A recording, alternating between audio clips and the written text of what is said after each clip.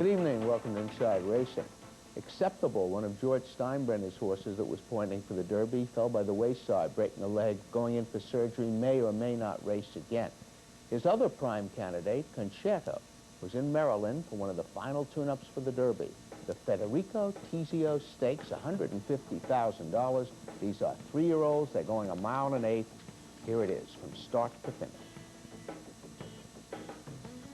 And they're off in the Federico Tizio Stakes.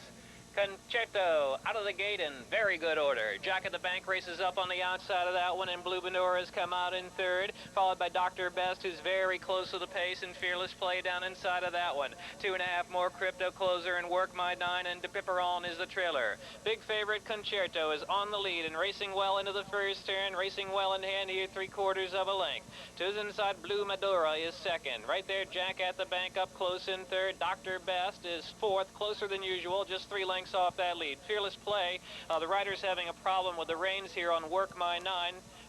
It looks like the equipment may have broken here on Work My Nine, who's out to the center of the racetrack. It's another 2 more lengths, and De Piperon is next, and trailing the field is Crypto Closer. Concerto leads the way. Controlled opening quarter, 24-1. Even better than that, the half went 48-4. Everything's going in his favor here. Blue Madura on the outside is Fearless Play, now taking that third spot. Jack at the Bank and Dr. Best is next. 5 more lengths, and De Piperon is next. Trailing the field is Crypto Closer, and Work My Nine going to be pulled up out of the race here. Just could not avoid that. Apparently the reins broke on number 4, Work My Nine. Around the far turn, Blue Madura's come through the inside, getting a short lead from Concerto, but Concerto responds back. Concerto toward the quarter pole, well in hand of Blue Madura. Third, that's Dr. Best, who's under the whip. Followed in fourth by Jack of the Bank. They're into the stretch now. Concerto leads the way. Blue Madura going to try to give him a run for the money, and Dr. Best on the outside. Coming through the last furlong, Concerto leads it by a half length. Blue Madura on the inside. Concerto through the last furlong by a neck. Blue Madura down to the inside. But it's Concerto. Concerto's going to win the Tizio by about a length. Blue Madura gave it his all, and Concerto wins it. A neck at the end, actually. Dave Rodman's call brings home the 1-9 favorite, which is a reflection on the rest of the field. Concerto will be heading for Kentucky, according to his connections. Kinsman Stable, John Tamaro III, the trainer. Carlos Marquez Jr. was up. Time, effectively good, 149.10. But the horse that ran second, Blue Madura, was a ridiculous price in the Gotham up here in New York. Concerto wins it, Blue Madura second, Dr. Best third. That's the Federico Tizio Stakes. Right back with a lot more.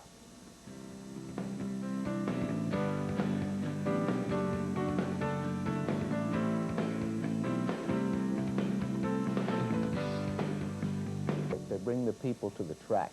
But the bread and butter of racing of the old campaign is the ones who always give their all and make the game so exciting. Such a horse is Boomtowner. He's closing in on $1 million. He's earned something like $900,000. He's a 9-year-old gelding. He's been around New York a long time. He has some bad habits. We'll look into all of that as we go and meet Boomtowner with our own Jan Rushton.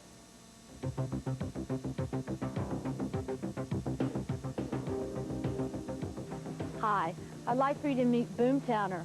He's a very special horse, not only because he's a stakes winner and he's also 9 years old, but because he started at the bottom and climbed his way to the top. See, he started out his career at Rockingham Park in a $5,000 claiming race, and he won that day by 10 lengths, and he's made winning a habit ever since. Making his way to Saratoga, he was claimed by Gaspar Machera and then Butch Lenzini. Over the next 3 years, with Lenzini training and Diane Nelson riding, Boomtowner blossomed, at one point winning 7 in a row, including the Sporting Plate and the Grade 3 Toboggan. The following year was 1995, and Boomtowner was back into high-price claiming races when owner Barry Schwartz stepped in. I had just recently started with Mike Hushin as a trainer, and he had an owner named Ernie Dalman, who I guess you all know, probably the best handicapper in America. And Mike said, you know, Ernie thinks this horse is really worth the $50,000. You ought to claim him. So I claimed him. I've won $600,000 with him. Jockey Frank Lovato rode Boomtowner in his next 39 starts, winning 11 races, including 4 stakes. It's been a big plus for me, and it's been a joy to ride, though there's a lot of riders that would probably disagree with that because he's difficult. his habit of lugging in, which a lot of the public doesn't really understand that, but he basically doesn't have any steering. The race Lovato remembers the most was the 1994 Fall Highweight Handicap won by Chimes Band. Boomtowner may have been the best horse that day, but the rail, where he likes to run, was never clear. He was so strong and adamant about lugging in, I could never get him off the fence. I could never let him put in his run where he should have won. I went through a pair of boots that day from sliding along the fence. Trainer Mike Hushen did what he could to help by experimenting with different bits. Yeah, I've experimented with about every bit that I know of. A couple of them were successful for a race or two, and then he gets the feel for it. The bit we've been using lately is this bit I have here, which is called a run-out bit, but it's also for running in according to how you turn it before you hook it up to the bridle. On Boomtowner, if I was the jockey, it would be like this on him, and the rein would be here, and the other rein would be there. And the rider pulls on the right rein. This piece slides through on a spring and pulls his head to the side. It's not, these things aren't pointy and don't hurt. I can do it with my hand as hard as I want, but he gets the idea. Also, the fact that this end is extended a little, it gives the riders a little more leverage to turn his head. But as you see, if you look at some of his races, sometimes you can turn his head and he'll give you his head, but he'll still go in sideways. When Frank Lovato moved his tack to the fairgrounds for the winter, Hushen decided to reunite Diane Nelson with Boomtowner. In her first race back, Boomtowner dug in and got up to win on the outside. But the next race, he was back to his old tricks. He came out of the gate, he had the outside post, and he broke, you know, and he was relaxed and sitting good, and he was going very straight. Well, we got halfway around the turn, and then by that time, 4 riders had gone up inside of me, and I mean, out of the blue, he just decided to start laying in. And as soon as I grabbed the rein to make him stay out, he went in worse. So I've realized now that you can never trust him. But he's just tough. He's kind of like a pit bull of racing, I think. I mean, he doesn't feel pain, nothing bothers him. He doesn't get intimidated at all by any other horse. So I think it's mostly his heart. I don't think he's the best built horse in the world, but I think he's pure heart. But he's still not a schmoozer, you know. He doesn't really get real lovey or anything. He's got his own personality, and he's very independent, I think. When his days are over, I have a farm up here in Westchester, you know, and we'll bring him up there. We've got a paddock picked out for him. On a number of those gaps in his past performances, he's gone to the farm, and he's kind of found the paddock he likes. Actually, he let us know which one he likes, and, you know, we'll keep him. He'll be the one horse that I will pension. Even though Boomtowner is getting older, he still loves his work. Boomtowner, for so many years, has been able to keep this competitiveness that he has, and it's a fierce competitiveness. It's just like somebody that gets up for work in the morning and just gives all he's got every day. You know, it's not that easy to do. You have your good days and bad days, but Boomtowner always seems to give every inch of everything he has whenever he runs.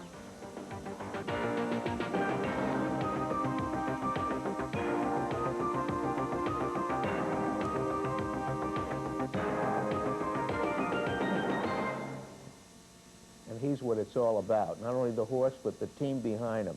Thank you, Jan, for that feature.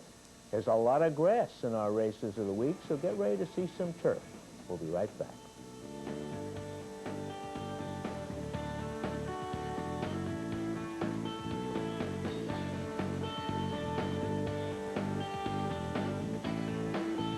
On a turf course that has seen some of America's greatest thoroughbreds. We're going to Hialeah Park in Florida for the Black Helen Handicap. $200,000, fillies and mares, grade 2. It's a 1.8 miles. Here's Frank Miramati with the call. And they're off in the Black Helen Handicap. Zephyr is sent to the lead, and there goes Careless Heiress now to take over. Powder Bowl comes out running in 3rd, and Maxine is to her inside 4th. Then it's La Mallory, and Overcharger is the early trailer as they pass the stands for the first time. Luis Rivera Jr. has Careless Heiress free on the lead by 3.5. Zephyr is tracking her in 2nd, and Powder Bowl hugs the hedge in 3rd. Just in behind that is Maxine, who's 6 lengths off the lead, followed by La Mallory, and Overcharger is at the back of the pack as they move onto the backstretch. It's Careless Heiress in front by 2.5 lengths. Zephyr is in 2nd, 4 clear of Powder Bowl. Maxine has 7 to make up. Then it's La Mallory and Overcharger continues to trail. Heading toward the half-mile pole, it's Careless Heiress, still clear, now opening up by 5. Zephyr is second. Powder Bowl is moving a closer third down at the hedge. Maxine is being asked for more. She's 8 lengths off the lead. Then it's La Mallory and Overcharger. 3 furlongs left to go in the Black Helen. It's been all Careless Heiress. She leads by 4. Powder Bowl on the inside of Zephyr, moving closer. Maxine still has 7 to make up on the outside. She's in the shadow roll. In behind that is La Mallory and Overcharger. Past the quarter pole and turning for home. Careless Heiress makes a sprint for home. Powder Bowl has dead aim in second. Maxine on the outside third. A furlong from the finish, and Powder Bowl unleashes her rally on the outside. Careless Heiress is tough. On the outside, Maxine is third. A 16th to go, and Powder Bowl and Herb McCauley will go on to win the Black Helen over Careless Heiress. 3 to 5 favorite, Maxine does not fire at all. Powder Bowl nosing out Careless Heiress at the wire. This is for Jonathan Shepard as the trainer, and the Augustine stable with Herb McCauley up. Careless Heiress is second, La Mallory is third. Time 1:48.40 over the firm turf. We'll stay at Hialeah for the Hialeah Turf Cup, $200,000. These are 3-year-olds and up, grade 3. This is a mile and 3/16. Here's Frank Miramotti.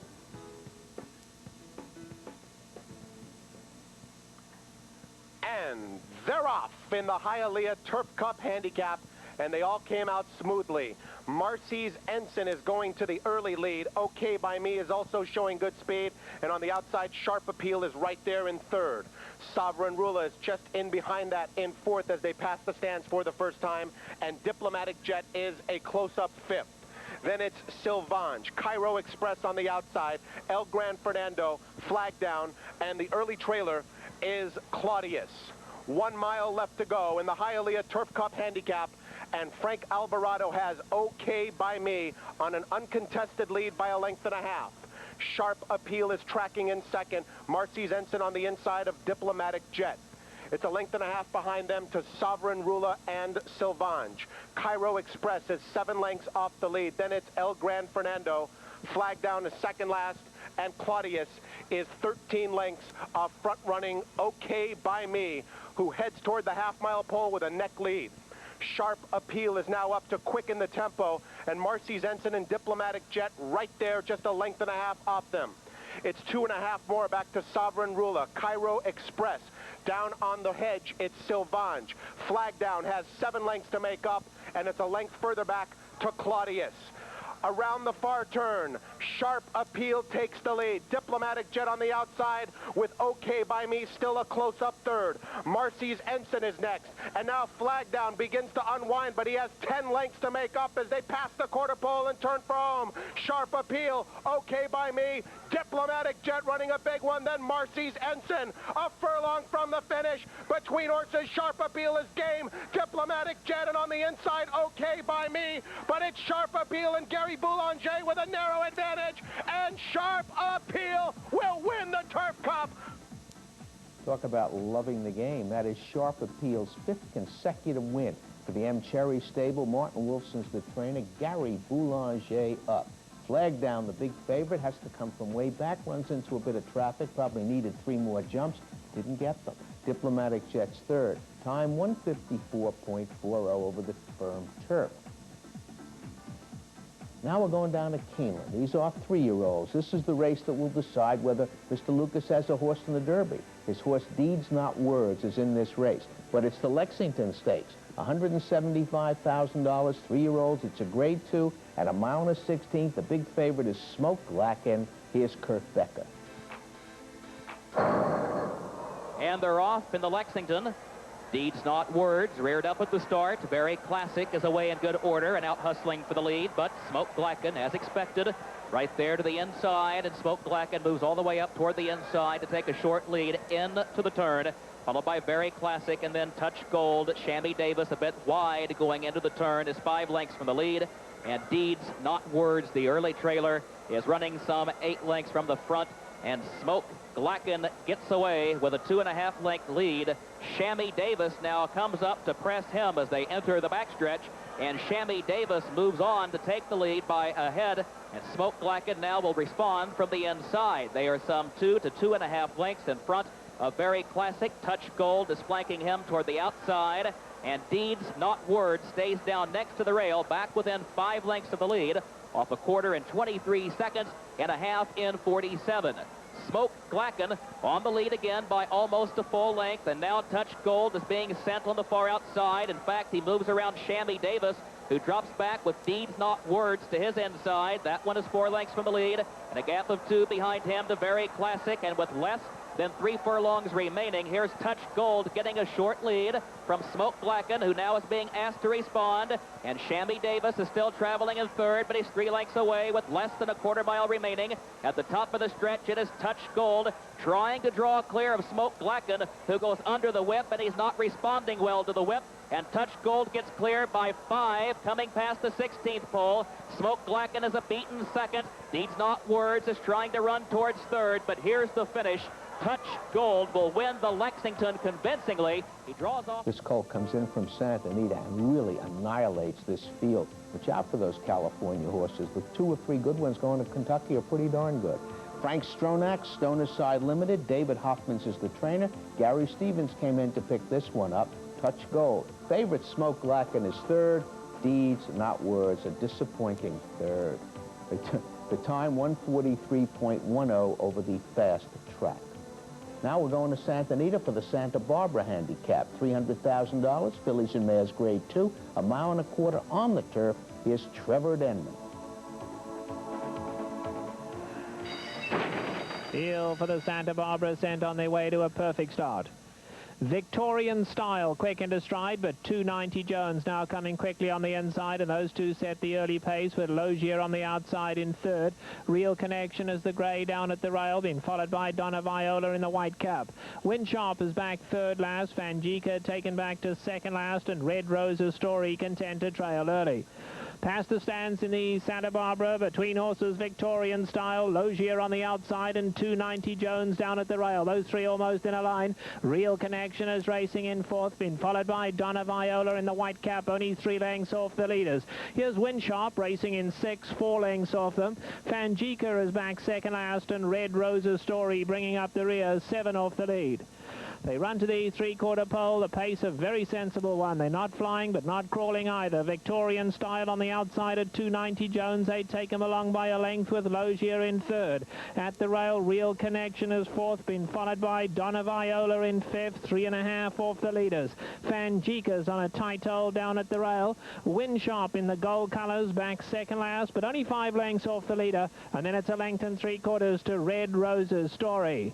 They have a half mile to run. 290 Jones at the rail, and Victorian Style stride for stride. Now there goes Donna Viola and Logier, 4 of them sprinting into the turn, with Donna Viola making a good run. Victorian Style staying with her at the rail. Logier third. 290 Jones could not keep up. Fangika's on the roll now too, and Fangika up to third. Then Real Connection. Windsharp now has 6 to make up, carried wide into the turn, and Red Rose's Story coming running on late if she can find room. They homeward bound. Donna Viola in the white cap, Fangika on the outside. The 2 stable entry come to take each other on. It's Donna Viola down at the rail. Fangika right up alongside. They nose to nose for the wire. Donna Viola, Fangika, Donna Viola. Obviously, this race was run on Saturday and the Lexington on Sunday. Gary Stevens, the magic of jet travel, gets both of them.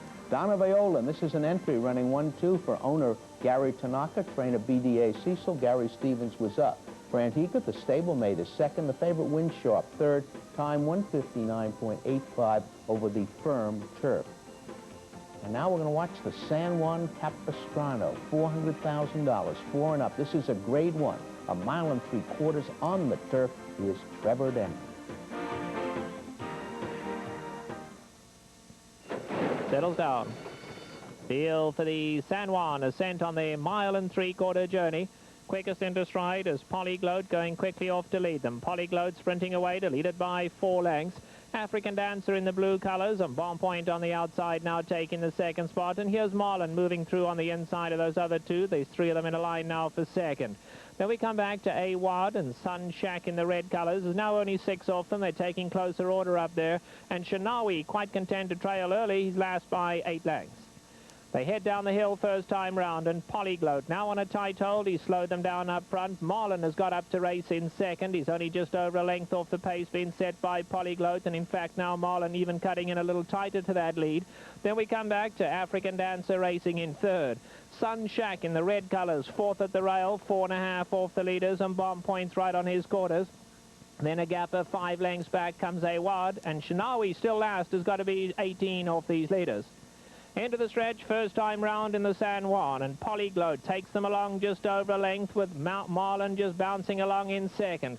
Outside of him comes African Dancer in the blue cap, and Sun Shack is down at the rail in fourth. Bomb Point is racing in fifth. 5 lengths would cover all these runners. Then a big gap of 7 back to Awad, and it's another 7 lengths back to Shinawi, who's quite content to just lope along far behind the rest. Half the journey covered now in the San Juan, and it's still Alex Solis and Polyglot taking them along just over a length. Eddie Dallahousse and Marlin content to track them in second, and Sun Shack in the red colors down at the rails a close-up third. Outside of him is African Dancer, just 2 lengths off the leaders, and Bomb Point loping along in fifth. Still a gap of 6 lengths back to Awad, and another 7 to Shinawi. There's been no change in this order now for the last half mile of the trip. It's still Polyglot out here leading just over a length. Marlin is tracking him in second, and Sun Shack down at the rail. African Dancer in the blue cap right there between runners. Bomb Point is racing in fifth, just 3.5 off the leaders. Awad is starting to move in now. He's 8 lengths off the lead. Shinawi is still last by 9. 3/8 to go now, and suddenly Polyglot's gone. Polyglot throws in the towel. Marlin, here's African Dancer making a good run. Sun Shack is third, then Bomb Point, and Awad is making up good ground and running on, although 8 lengths off the leaders. Top of the lane in the San Juan. At the rail is Marlin. Up alongside is African Dancer. Sun Shack on the outside, and Awad continues to make up ground in fourth. Homeward bound, Marlin at the rail. African Dancer between them. Sun Shack on the outside. A 3-way photo finish coming up. They hit the wire, and Marlin has won it. D. Wayne may not be in the Derby, but he's in the winner's circle at Santa Anita. At least one of his horses is. Michael Tabor's Marlin. D. Wayne Lucas, the trainer. Eddie Dallahousse rode. There was a dead heat for second, Sun Shack and African Dancer. And if you were watching the split times on the screen, you know why. We have no final time for this particular race. Again, we're looking forward to a Derby without a D. Wayne Lucas contender. Nick Zito may have a long shot in there, we don't know, but he doesn't have a main contender. Let's see. This year, let's put some different people on stage for racing. Good night from Inside Racing.